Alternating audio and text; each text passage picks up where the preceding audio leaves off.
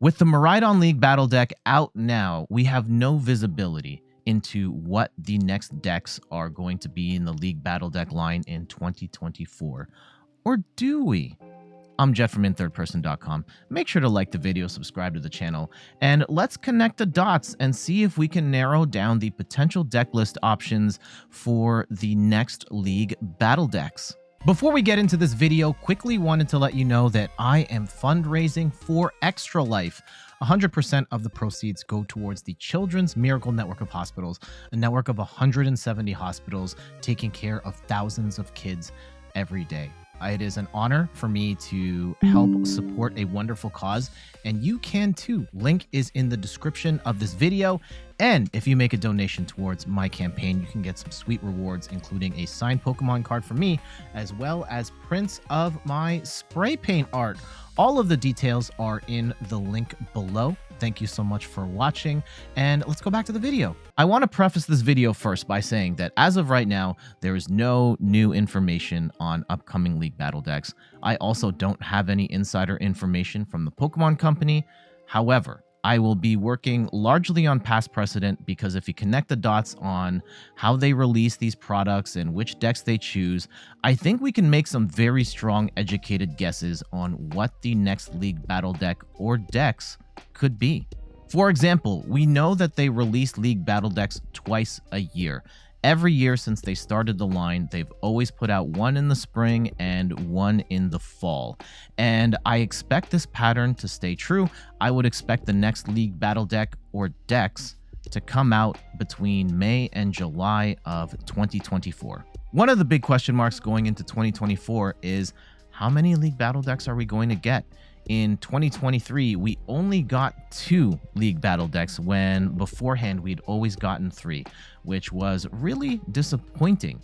Now, is that trend going to continue, or should we only expect 2 League Battle decks going forward? If we look at the release calendar, we can see that when they release pairs of decks, there's some sort of connection between the two. For example, Pikarom and Reshazard. We got the Reshiram and Zekrom are the 2 legendary Pokemon paired together. With the Single Strike and Rapid Strike decks, those are both Urshifu. The Calyrex decks, Shadow Rider and Ice Rider. And there was a logical pairing in 2023, but from a competitive standpoint, it didn't quite work out. Despite the fact that Pokemon put out 2 different Miraidon EXs, neither of these cards set the competitive world on fire. Now, the Miraidon on the right is one from a starter deck in Japan, so this one obviously is not going to be the most competitive. The Miraidon on the left, I actually think is a decent card. However, there just isn't enough good fighting cards around it to support its existence, and players just didn't really have a good fighting deck to put Miraidon EX in. So that kind of put Pokemon in a weird spot, and I would suspect that because this card did not pan out the way that they'd hoped, that they just moved forward with Miraidon by itself, even though the intent was for Miraidon and Miraidon to be released together. So with that in mind, and knowing that there is a new pairing in 2024 that they could draw from, I would still keep my fingers crossed for 3 decks in 2024, though I'll get into it in a bit later. The 3 decks is kind of not certain either. We know that the Pokemon Company is not going to surprise us with a hot new deck archetype. I would imagine that we already have the deck in the current meta as it stands. I've got some examples on the screen of some of the last few League Battle decks, and the gap is always between 8 months to a year from when we first see it to when it gets the League Battle deck treatment, which means if we connect the dots here, the Paradox Rift meta is probably where we are going to draw the upcoming League Battle deck from. Another interesting quirk about League Battle decks is that they need to be built with exactly 6 holo cards. That is the big feature of these decks. You can see them on the front. Here's the Miraidon packaging where you've got the 2 rows of 3. whatever deck archetype that they pick, it has to have 6. So I would not hold my breath for a single prize deck that doesn't have a lot of ultra rare cards. Someone's gonna argue, yes, Snorlax Stall, technically Snorlax from Pokemon Go is a holo. I mean, like and this is not the full art, like an ultra rare card where the art spreads across the whole thing, like the Miraidon here, like the Regieleki, like a Mew EX here. Those are the types of cards that they're gonna focus on. The lowest tier is gonna be like a Radiant Greninja, which I think there's a pretty high chance it's going to end up in one of these league battle decks in 2024. But exactly 6 holo cards is another thing to keep in mind. Last but not least, I think the Pokemon V era of league battle decks is probably over. I think that the spot where Miraidon was the last time that they could have released a V-based deck while still making sense with rotation and where the game was. And the Pokemon company said, no, we're going to move into the EX era of the game. Yes, there are Pokemon V in the Miraidon deck, and there is precedent for them doing that at this point in time. But I think going forward, we might still see a Pokemon V like a Lumineon, but it's not going to be the primary attacker of any league battle deck going forward. So don't hold your breath for Giratina V-Star or Lugia V-Star as league battle decks going forward.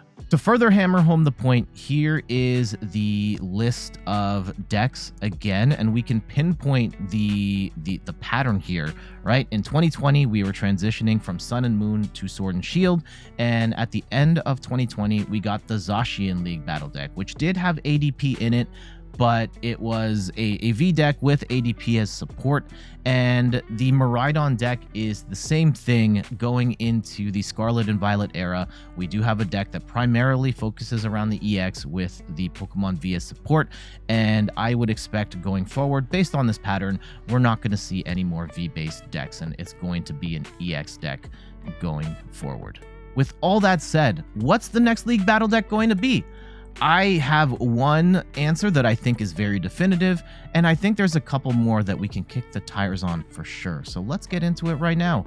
My pick for what the most likely candidate for the next league battle deck is Charizard EX. It is one of the strongest decks in the current meta, came out in Obsidian Flames, so the timing works out. It is the most popular Pokemon in the Pokemon TCG. People love Charizard, and the shelf appeal of a league battle deck with Charizard on it is probably the best case scenario for the Pokemon company looking to sell league battle decks. You've got the popularity of the Pokemon, you've got the fact that it's a very strong deck archetype, and you can reasonably build it within 6 holofoil cards. So I think the likelihood of Charizard being the next league battle deck is pretty high. I'm not going to say 100% certain, I don't know that, but I think it is the best candidate going into next year. We're going to look at some example lists as well to see how these decks could be built. I'm not saying any of the ones here are perfect, but just using them as a starting point for what a league battle deck could look like. And in particular, we're going to focus on the number of holo cards here. For example, this one has the Charizard EX, 3 of those, 1 Radiant Charizard, and 1 Lumineon. So that's 5 out of 6. You could throw in an Entei here. You could throw in a 4th Charizard. You could throw in a Pidgeot line here if you wanted to. I've seen more Charizard lists of late opting for Bibarel and not the Pidgeot, but this is one way to do it, and it does work within the context of 6 holo cards. Forest Stone, at the time of this recording, the Miraidon League Battle deck isn't out yet, but I'm pretty sure the version of Forest Stone in the Miraidon deck is non-holo. Please correct me in the comments if not, but generally speaking, it's 6 holo cards, the ones that appear at the front of the box, and everything else is non-holo. Here's another example of a Charizard deck. This one features a couple of more holo cards. This one has 3 Charizard, 1 Lumineon, 1 Entei, 1 Radiant Charizard, and a Pidgeot EX. So this needs to be pared down a little bit, but I don't necessarily think it's the worst thing in the world to take out one of these Pokemon, whether it's Entei, Lumineon, and maybe even cut out a Charizard. I personally would prefer they keep 3. Whatever the case is, I think that they could make adjustments to make Charizard work in a league battle deck format. Roaring Moon would also be an excellent choice for a League Battle deck. It is one of the strongest decks in the current meta. I think the timing is a little close between now and when the next League Battle deck will be released, but I think it's probably going to work out. They do have some time to figure out what that list is going to be and package that all up, so I think we're going to be fine there. It can be reasonably built with 6 hollow foil cards, and it has a logical partner that lends itself to being released as part of a 2-deck drop. So I think the likeliness of this, the combination of the fact that it is a very strong deck and it plays a prominent role in the Scarlet and Violet video games, gives it a pretty good shot of being one of the contenders for a League Battle deck in 2024. But the fact that it's paired up with Iron Valiant could lower its odds a little bit, as players haven't quite figured out Iron Valiant just yet. Let's look at some examples for Roaring Moon here. This one is one that has 8. It has 8 hollow cards here for Roaring Moon, 1 Radiant Greninja, Squawkabilly, Luminion, and Mew. I would pair this down, and we can argue about whether the water package should be in here or not. I think that's not important for the purposes of this conversation. It's really about the number of hollow cards here, and I think I would build this with 3 Roaring Moon, 1 Radiant Greninja, 1 Squawkabilly, and 1 Luminion, and I would cut the Mew. Roaring Moon's partner in the Scarlet and Violet games is Iron Valiant EX, which I think makes it a logical pairing, so that at some point we probably get a Roaring Moon and Iron Valiant deck together. I would have that as a front runner, but I also don't think it's going to be the spring drop, the deck we see in May to July. And I think the big problem here is Iron Valiant. I think Iron Valiant is proving to be, at the very least, interesting, but the way that it's played right now may not be optimal. I think the community still needs some time to figure some stuff out. But also, the most popular ways to play Iron Valiant are rotating soon. So we're losing Urshifu VMAX, we're losing Jolteon, we are also losing Medicham. All of those cards will be gone by the time the next League Battle deck comes out, which begs the question of, like, what are we playing Iron Valiant with if this is truly a candidate to be a League Battle deck? I think there's still a little bit of time, but right now, I think it is kind of a hard sell, and I really hope that if they're gonna do the Roaring Moon thing, that they can release it independent of Iron Valiant, or if the Pokemon Company is insistent on releasing the two together, that we're able to find a meta-relevant Iron Valiant archetype to work from. As of right now, I think that Iron Valiant with Entei is probably the most popular way to play it. This version has a lot of hollow foil cards here. So we've got the 4 Entei V, 4 Iron Valiant. That's already too much. We've got the Medicham, which is going to rotate, so we're going to lose that. We do have Squawkabilly and Radiant Charizard here. I think you could go just 3 Iron Valiant and 3 Entei, and that's not necessarily a bad core to start with. Maybe it's 2 Iron Valiant, 2 Entei, 1 Squawkabilly, 1 Radiant Charizard. There's a couple of ways that they could go about building a deck like this, and it is going to be cut a little more than I would like, but this isn't necessarily a bad starting point for a Iron Valiant deck. And also keep in mind that we are very early in the Paradox Rift meta. Players are still experimenting with Iron Valiant, and I've seen a ton of crazy combinations for Iron Valiant. So it could be a whole other archetype that we haven't seen yet that ends up taking this spot. Charizard, Roaring Moon, and Iron Valiant, I think, are the front runners for League Battle decks in 2024. However, I don't think we can completely rule out Goldengo EX. Goldengo EX is Goldengo is one of the most popular Pokemon from Scarlet and Violet, that whole era of the game. The timing more or less works out with Paradox Rift being its release. However, it hasn't quite proven itself as a top deck just yet. It does feel like the potential is there. I haven't played too much Goldengo at the time of this recording, but I do think that it does have the potential to be really good. Whether we get there or not, that remains to be seen, but I think that there is a world where Goldengo EX could be really good someday, and it's a deck that can be built reasonably with 6 hollow cards. So I think the odds of this, they're definitely not as high as some of the other decks I've already mentioned, but I don't think we could rule it out entirely. The fact that chien-pao is not at the top of this list really breaks my heart, because chien-pao is a deck that I really want to build. It's one of the most popular competitive decks right now. It's one of the best competitive decks. We certainly have had enough time from release to when this next League Battle deck comes out, where it makes sense that chien-pao would be one. You can build it in 6 holo cards, but the Pokemon Company have already released chien-pao as a level 1 EX battle deck. And up until now, there is no precedent for the Pokemon Company releasing a level 1 product and a level 3 product of the same Pokemon.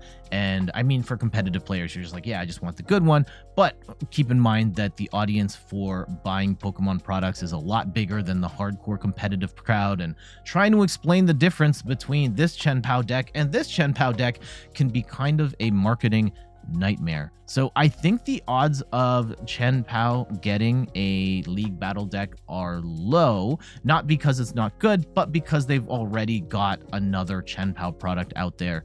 And I think it would create confusion in the marketplace unless the chien-pao EX deck is no longer in circulation and they're going to sell this one instead. So I wouldn't completely rule this out, and I would absolutely love it if they put out a League Battle deck, but I think the odds of this at this point in time are low. The last deck that I think we have to consider is Gardevoir EX, and I think the odds of this one are pretty bad, and not because Gardevoir is bad. I think Gardevoir is an amazing Pokemon. It is a deck that I practiced a lot leading up to Toronto Regionals, and I absolutely love playing the deck. The timing absolutely works out. It can be built with 6 holo cards. The big problem with Gardevoir is we have no idea what Gardevoir looks like post-rotation. We know that it's losing a ton of cards: Battle VIP Pass, Level Ball, Fog Crystal, the Zacian V, the Shining Arcana Gardevoirs.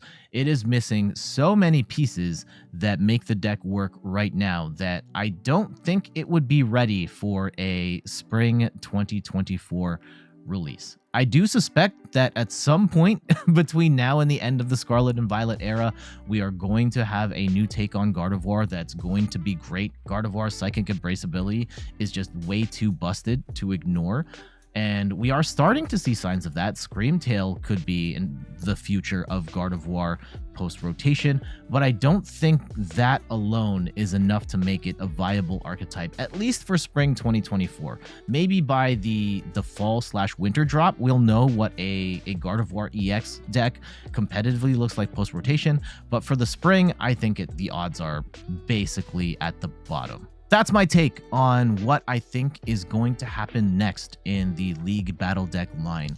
How about you? What do you think we're going to see next? Or what decks would you like to see as part of the League Battle deck line going forward? Let me know in the comments below. But for now, I gotta get going. Thank you so much for watching. You can find me on all the things: YouTube, TikTok, Twitter, and Instagram at InThirdPerson. You can find me on Twitch at InThirdPerson, where I stream the Pokemon trading card game every Sunday at 10 a.m. Eastern Time. And check out the website, inthirdperson.com, for more articles and videos on video games, board games, and other nerdy pursuits. So until the next one, I'll see you later. Bye-bye.